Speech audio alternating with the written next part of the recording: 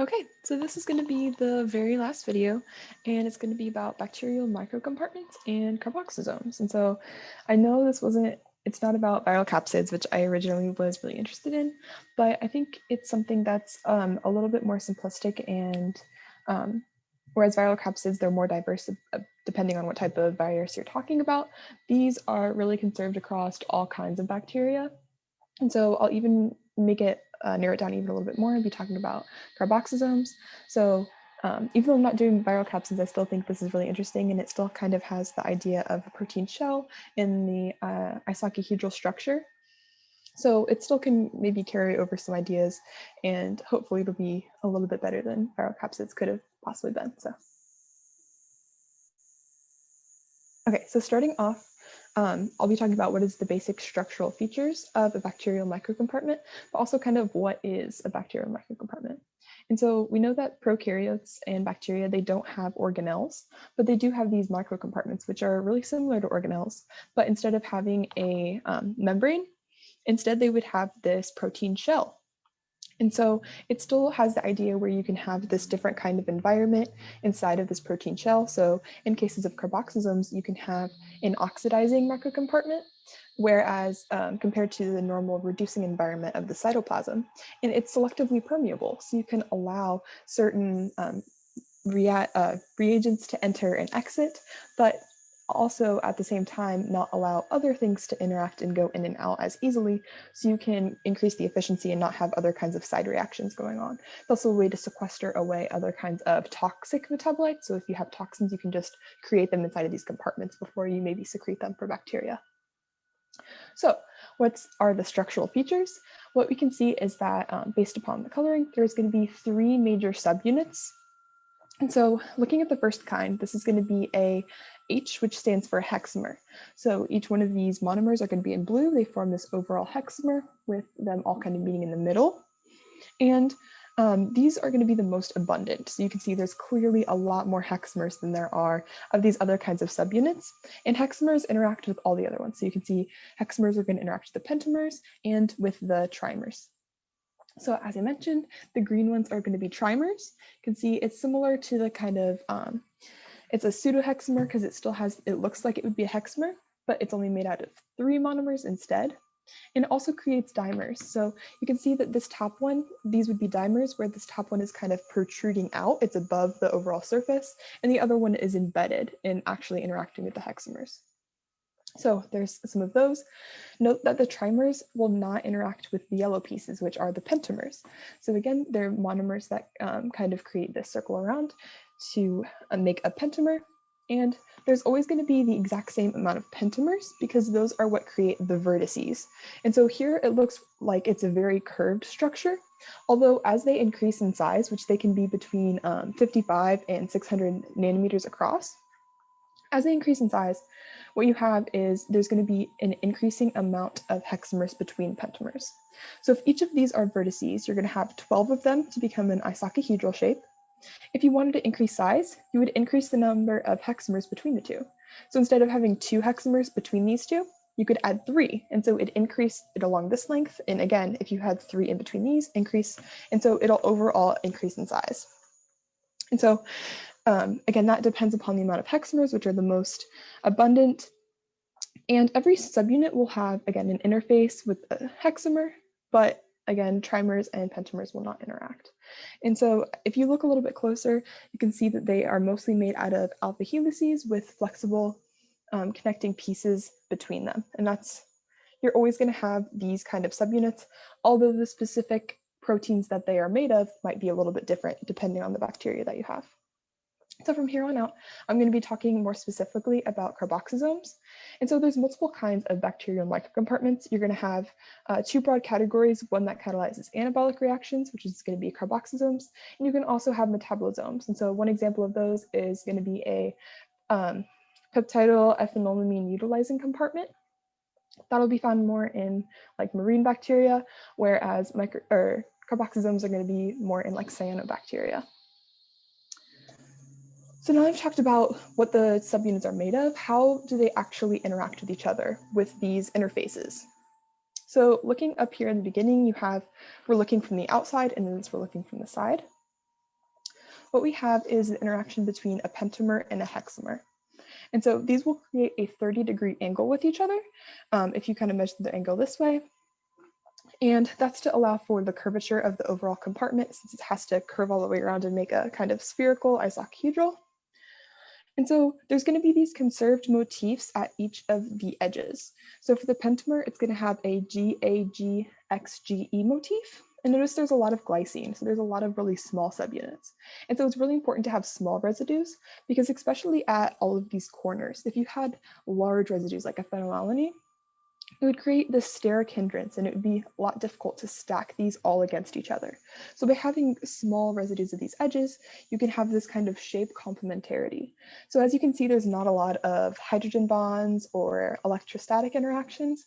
It's more dependent on the fact that these aren't sterically hindered, they can easily just slide up against each other. Although there are some kinds of interactions here with the lysine, which is this K25. And that specifically is going to be important in hexamer-hexamer interactions, which is down here.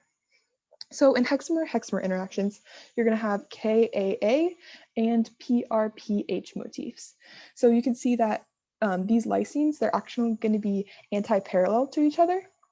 And so one of these lysines is going to interact with the backbone of the subunit on the other side.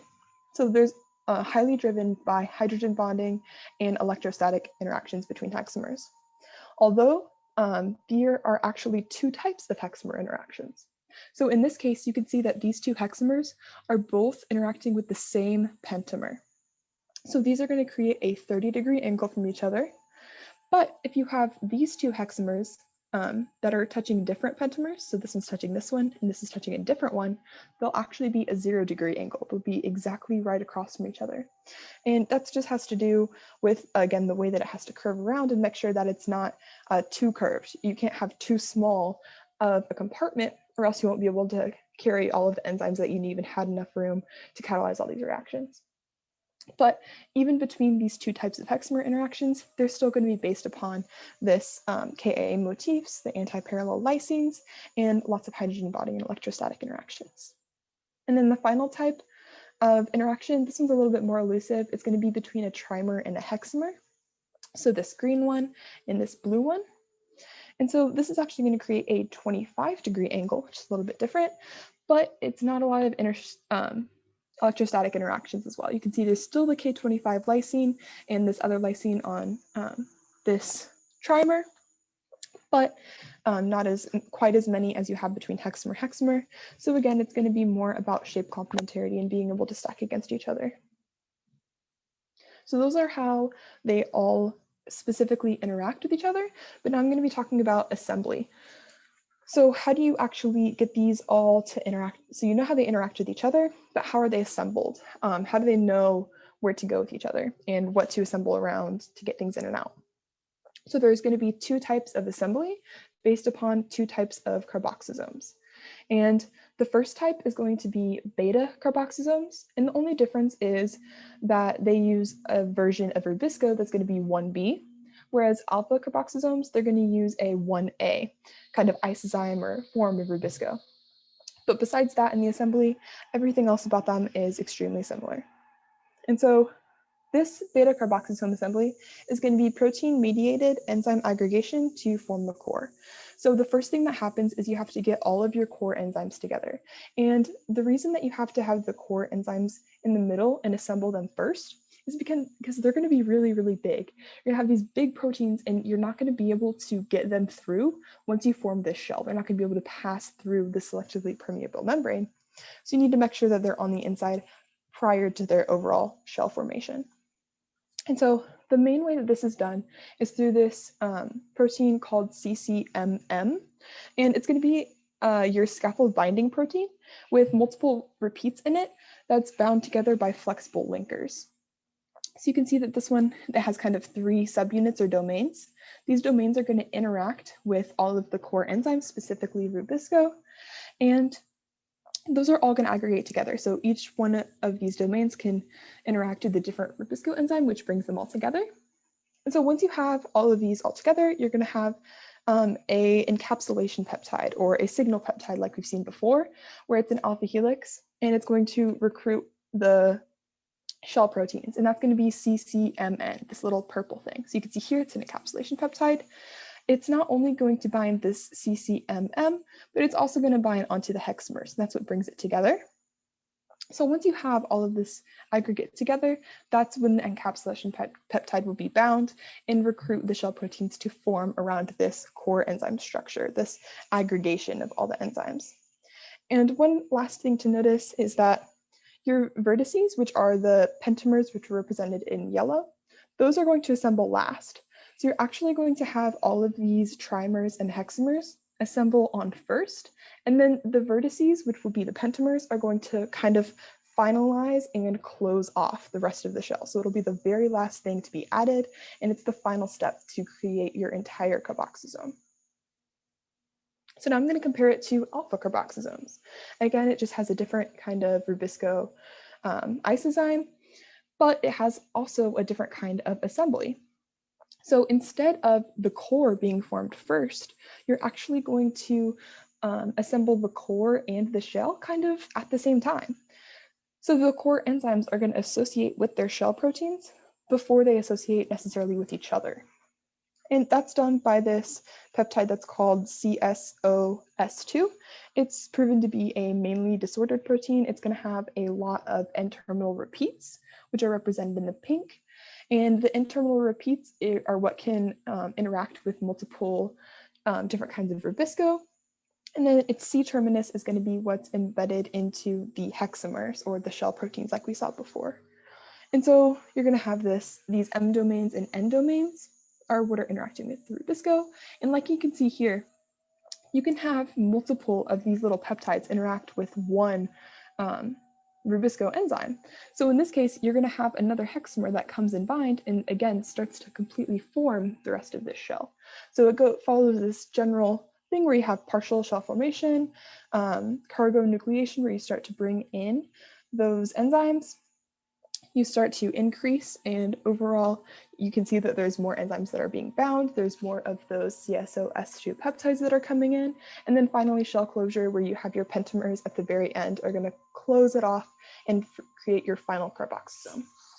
And so overall, they have the same kind of idea, where you need to make sure that you have all of your core enzymes in the middle before you create the shell. And you also have these interactions between the shell and the enzymes inside of themselves. So all of your final carboxysomes are going to include those encapsulation peptides or those kind of recruitment natively disordered peptides. And then finally, the last thing I'll be talking about is how do the reagents that you need to get in and out of the shell. So inside you already have all of your core enzymes, but you need to make sure that now that you have this specified environment with all the enzymes that you want, you need to make sure that you can get all of your reagents in and your products out, and it needs to be selective. So in the case of the Rubisco reaction, you can actually have a side reaction with molecular oxygen. So you want to make sure that the shell is selectively permeable to let things like 3-phosphoglycerate and ribulose 1,5-bisphosphate in, but you don't want molecular oxygen to get in. So the way that it does that is by selectively allowing for things with a negative charge, or anionic molecules. So, and this just overall increases the efficiency of the reaction. If you don't have these side reactions going on, then you can increase the rate that you have this carbon fixation.